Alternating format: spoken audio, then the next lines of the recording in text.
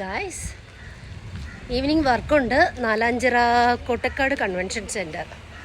So അതിന് വേണ്ടിയിട്ടാണ് ഞാൻ പോകുന്നത്. എല്ലാവരും പറയും ചൂട് സമയത്ത് ബ്ലാക്ക് ഡ്രസ്സൊന്നും ഇടാൻ പാടില്ല, അത് ബ്ലാക്ക് ഡ്രസ്സ് കൂടുതൽ വെയിൽ ആൻഡ് ഹീറ്റ് അബ്സർവ് ചെയ്യുമെന്ന്.